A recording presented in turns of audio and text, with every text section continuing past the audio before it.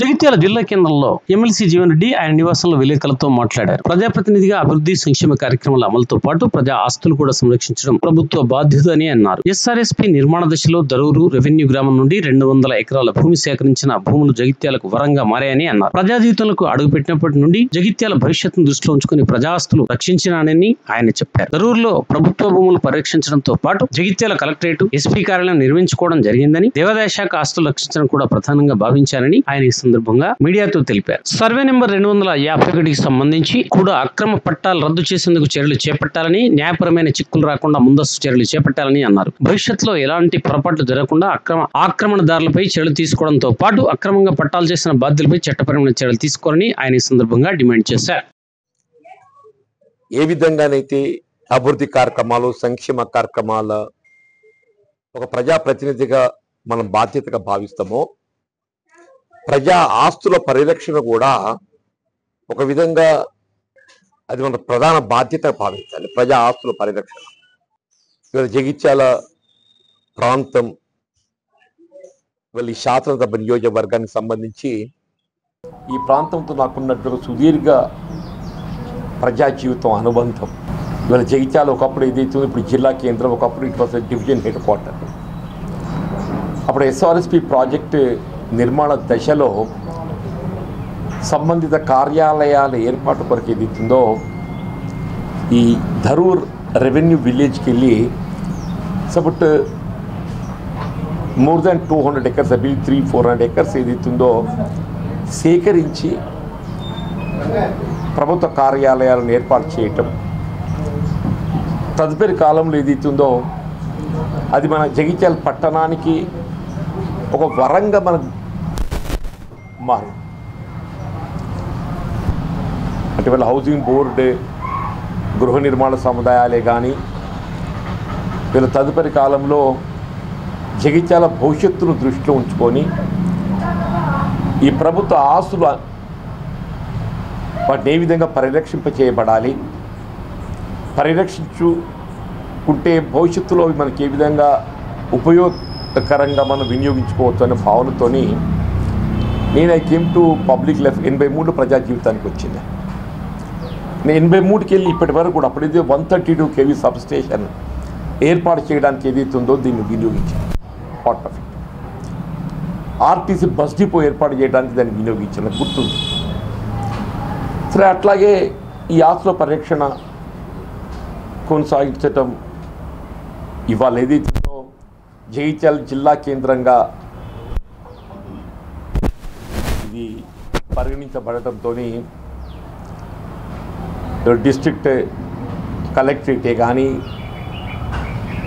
SP కార్యాలయమే కానీ, ఇతరత ప్రభుత్వ కార్యాలయాలు, ఇలా మహిళా శిశు సంక్షేమానికి సంబంధించే కానీ, ఇలా కోర్టు న్యాయస్థానాల కూడలి ఏర్పాటుకు సంబంధించే కానీ, వీళ్ళ మెడికల్ కళాశాల, ప్రభుత్వ ఆసుపత్రి కూడా ఇవాళ అక్కడ ఏర్పాటు చేయడానికి అదే ఏ విధంగా మనకు ఉపయోగపడుతుందో మనం గమనించుకొని చెప్పండి. అంటే వీళ్ళ ప్రజా ఆస్తుల పరిరక్షణ మనం చేసుకోగలగడంతో ఏదైతుందో ఇవన్నీ కూడా మనం ఇవాళ ప్రజా అవసరాలకు దాన్ని వినియోగించుకునే మనకు అవకాశం లభించింది. అట్లాగే దేవాదాయ శాఖకు చెందినటువంటి ఒక ఆస్తుల పరిరక్షణ కూడా అంతే ప్రధానం. దేవాదాయ శాఖకు చెందినటువంటి ఒక ఆస్తుల పరిరక్షణ కూడా నాకు ఏదైతుందో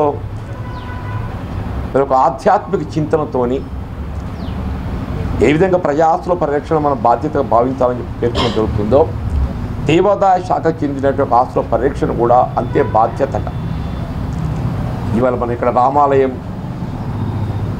దేవాలయానికి సంబంధించినటువంటి ఒక ఆస్తిని కాపాడుకోవటానికి కొరకు అంటే కొంత న్యాయపరంగా సమస్యలు సృష్టించబడే ప్రయత్నం చేపట్టబడ్డప్పటికీ కూడా అది వల్ల నేను అనుకుంటా అక్కడి భక్తులు రాముల వారి పట్ల విశ్వాసంతో ఇంత పెద్ద దేవాలయం ప్రభుత్వం నుండి ఏ విధమైన ఆర్థిక సహకారం లేకుండా అది నిర్మాణం చేయగలగడం అంటే మామూలు విషయం కాదని చెప్పండి. అట్లాగే ధరూర్ క్యాంపులో ఉన్నటువంటి ఒక రామాలయానికి సంబంధించిన ఒక ఆస్తి కొంత మేరకు ఇదే న్యాయపరమైనటువంటి ఒక సమస్యను సృష్టించి అది అన్యాక్రాంతం చేయడానికి ప్రయత్నం చేయడం జరిగింది. దాన్ని ఈ విధంగా మరి నివారింపచేసి దాన్ని ప్రొటెక్ట్ చేయడం జరిగిందో కూడా అందరికి తెలుసు అని చెప్పాలి. ఇట్లా ఇవన్నింటికి తోడేదైతుందో వీళ్ళ జగిత్యాల పట్టణానికి ఏ విధంగా ధరూర్ మనకు ఒక పట్టణానికి మనకు అనుబంధంగా ఉండడంతో అక్కడి ఈ ప్రజా అవసరాలకు అప్పుడు సేకరించిన భూమిని వినియోగించుకునేట్టు ప్రయత్నం చేసుకోవడం జరిగిందో, పక్కన నర్సింగాపూర్ గ్రామ రెవెన్యూ పరిధి కూడా ఉంది. వాళ్ళు ఏ విధంగా ఒక ప్రక్క ధరూర్ ఉంటే ఇంకో ప్రక్క టువర్డ్స్ ఈస్టర్న్ సైడే నర్సింగాపూర్ గ్రామం. నర్సింగాపూర్ గ్రామానికి సంబంధించి కూడా వందలాది ఎకరాలని చెప్పంట. ఈవెన్ ధరూర్లు అంటేనేమో ఇది సేకరింపజేయబడ్డ భూమి. నర్సింగాపూర్ ఏదైతుందో అది ఇక్కడ వాస్తవంగా రెవెన్యూ సంబంధించినటువంటి ఒక వందలాది ఎకరాలు ఉంటే అది గతం లోపల కొద్దిమంది అనర్హులు రెవెన్యూ అధికారులతో కుమ్ముక్కైపోయి అప్పటి ఏ విధంగా ఆస్తిని కాజేయాలనే ప్రయత్నం చేయడం జరిగిందో అందరం కూడా గమనించినాం. అరే వాట్ ఈజ్ ఇట్, ఇంత విలువైనటువంటి ఒక ఆస్తులన్నీ ఈ విధంగా అన్యాక్రాంతం చేయబడే ప్రయత్నం చేయడం జరుగుతుంది. మరి ఇవన్నీ పరిరక్షింపజేయాల్సిన బాధ్యత మా అందరిపై ఉంది అని చెప్పని అందరం భావించాను. నేను దీంతో రాష్ట్రంలో కాంగ్రెస్ ప్రభుత్వం ఏర్పడటంతోనే రాష్ట్రంలో కాంగ్రెస్ ప్రభుత్వం ఏదైతుందో 9th December 2023కి ఏర్పడ్డది. Immediately after the Congress government came to power in Telangana state. నేను January 2024లో అప్పటి జిల్లా కలెక్టర్ గారికి నేను విజ్ఞప్తి చేయడం జరిగింది లిఖితపూర్వకంగా. ఆన్ 18/1/2024 నర్సింగాపూర్ రెవెన్యూ పరిధిలో ఏదైతుందో ప్రభుత్వ భూములు revenue lands survey number 437, survey number 251 ప్రధానంగా survey number 437 and survey number 251 ప్రధానంగా ఇవి గతంలో రెవెన్యూ అధికారులతో కుమ్ముక్కై మరి రెవెన్యూ రికార్డులో అప్పటి ధరణిని ఆసరా చేసుకొని ధరణి రూపొందింప చేయబడే సమయం లోపల ధరణిని ఆసరా చేసుకొని ఏదైతుందో మరి అనర్హుల పేరట నమోదు కాబడటం గమనించి నేను జిల్లా కలెక్టర్ గారిని ఈ 2 సర్వే నెంబర్లకు సంబంధించి వివరాలు కోరడం జరిగింది. ఈ 2 ప్రభుత్వ సర్వే నెంబర్లకు సంబంధించి అవి ఎవరి అధీనం లోపల ఉన్నవి, ఎవరికైనా అవి అలాట్మెంట్ చేయడం జరిగిందా,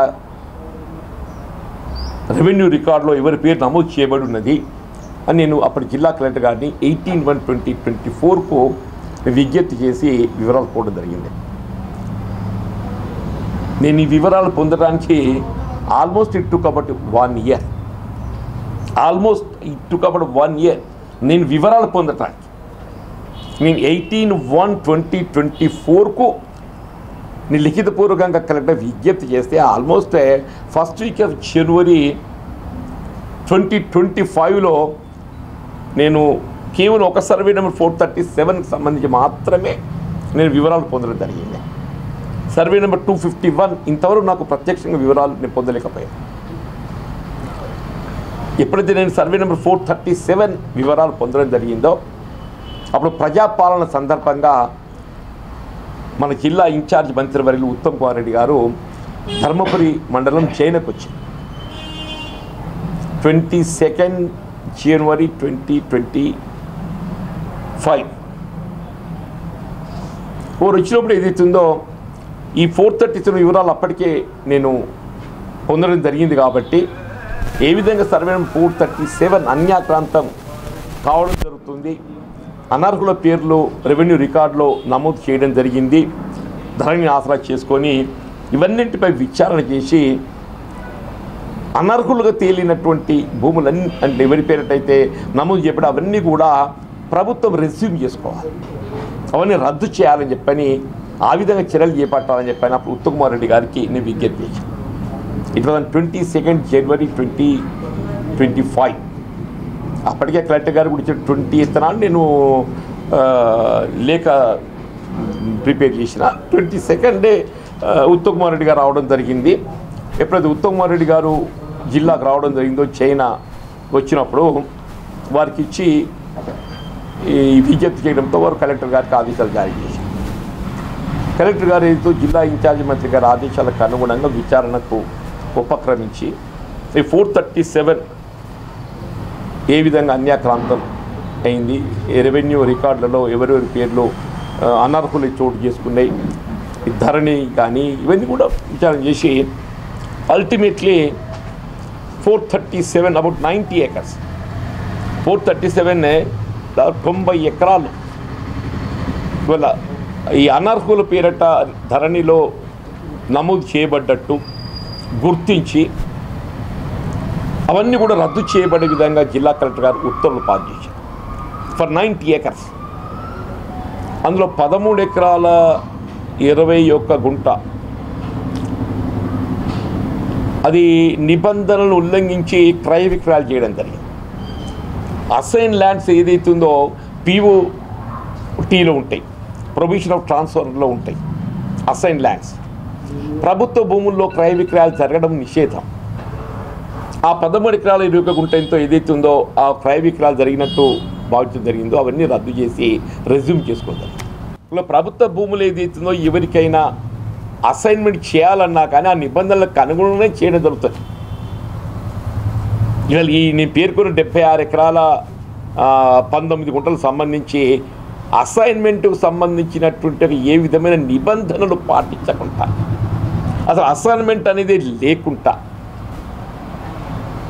కేవలం ధరణిలో ఏదైతున్నదో అప్పటి రెవెన్యూ అధికారులతో ఒక సహకారంతో ఈ వాళ్ళు రికార్డు రావడం జరిగింది.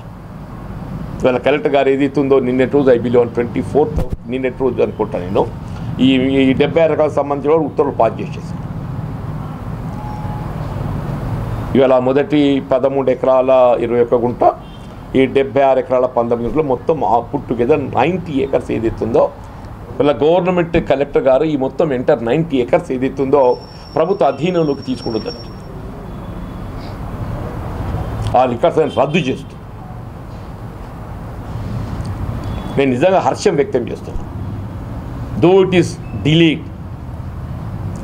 ఈస్ డిలేడ్ కొంత జాప్యం జరిగినట్టు భావించినప్పటికీ కూడా ఏదైతుందో ఇలా ప్రభుత్వ ఆస్తుల పరిరక్షణలో నేను ఒక ప్రజాప్రతినిధిగా ఏదైతుందో నా బాధ్యత నిర్వహించగలిగాను అనేటువంటి ఒక తృప్తి నేను కలిగి ఉన్నా అని చెప్పి అంటున్నాను. ఇలా ప్రజాప్రతినిధిగా బాధ్యతగా ఏదైతుందో మేము మూవ్ అవడం. ఇక ఇతరత్రా కూడా ప్రభుత్వ ఆస్తులు గవర్నమెంట్ ల్యాండ్స్ ఏదైతున్నదో ఏ విధమైన అసైన్మెంట్ ప్రొసీజర్ లేకుండా ప్రభుత్వ పరంగా నిబంధనలు పాటించకుండా రెవెన్యూ అధికారుల కొల్యూజన్తో కాజీ అయిన ప్రయత్నించడం అవన్నీ కూడా రద్దు చేసి ప్రభుత్వం ఏదైతే రెజ్యూమ్ చేసుకోవాల్సిన ఆవశ్యకత ఉందని చెప్పండి. నేను గౌరవ జిల్లా కలెక్టర్ గారు ఏదైతే you go back to about 20 years back 1954 55 khasra 54 55 khasra నివేదికలు ఉన్నాయి.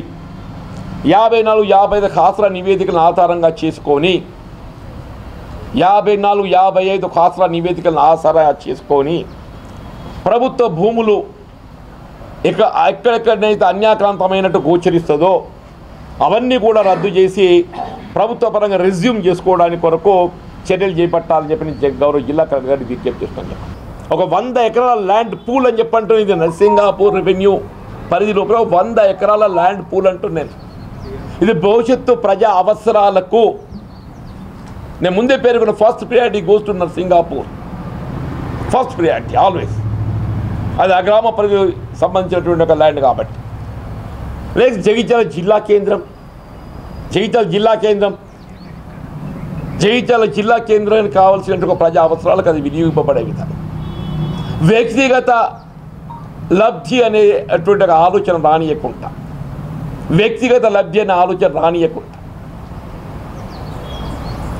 మరి అధికారులు ఏదైతే తగు జాగ్రత్తలు తీసుకుంటారని చెప్పని నేను భావిస్తున్నా. ఎనీహో ఇవాళ మీ అందరితో నా అభిప్రాయాలు షేర్ చేసుకునే అవకాశం నాకు లభించినందుకు పాత్రికేయ సోదరులు జగిత్యాల మిత్రులకు అందరికీ నేను హృదయపూర్వకంగా ధన్యవాదాలు చెప్తూ సెలవు.